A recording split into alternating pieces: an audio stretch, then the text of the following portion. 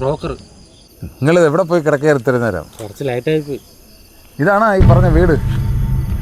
2-3 പേരെ കൊണ്ട് കാണിച്ചു, പക്ഷെ ആർക്കും അങ്ങോട്ട് ഇഷ്ടപ്പെട്ടില്ല. പക്ഷെ നല്ല വീടാണ് സാറേ. വാ, നമുക്ക് ഡീൽ ചെയ്യാം. അല്ല, ഇതിപ്പോൾ എത്ര രൂപയ്ക്കാണെങ്കിൽ കൊടുക്കും അവർ? നമുക്ക് അഡ്വാൻസ് കൊടുത്തിട്ടിരിക്കാം. അഡ്വാൻസ് എന്ന് പറഞ്ഞാൽ എത്ര രൂപയാവും? എന്നാലും ഇപ്പോൾ കുറച്ച് ടൈറ്റാണ്. സാറ് വിചാരിച്ചാൽ നടക്കും. സാറിന് വേണ്ടി പറഞ്ഞു വച്ചിരിക്കുന്ന വീടാണ്. ഇതുപോലൊരു വീടിപ്പോൾ വാങ്ങിക്കണമെങ്കിൽ സൊസൈറ്റിയിൽ നിന്ന് ലോൺ എടുക്കണം. പിന്നെ അതിൻ്റെ നൂലാമാലകൾ. അത് മാത്രമല്ല, ഇതിനിപ്പോൾ നിങ്ങൾക്കുള്ള ബ്രോക്കർ ഫീസ് തരണം. ഏറ്റവും പ്രധാനമായിട്ടുള്ളത് അമ്മയ്ക്കും ഭാര്യയ്ക്കും മോനും ഒക്കെ ഇഷ്ടപ്പെടണം. പ്രധാനമായിട്ടും വീട് ഇഷ്ടപ്പെടണം. പിന്നെയാണ് ഈ ലോണിൻ്റെ കേസൊക്കെ പറഞ്ഞത്. ഈ കള്ള പാർട്ടിക്കാർക്ക് വരെ വല്ലതും കൊടുത്താലേ ലോണവന്മാർ പാസ്സാക്കും. പിന്നെ മെയിനായിട്ടുള്ള പ്രശ്നം സാമ്പത്തികം.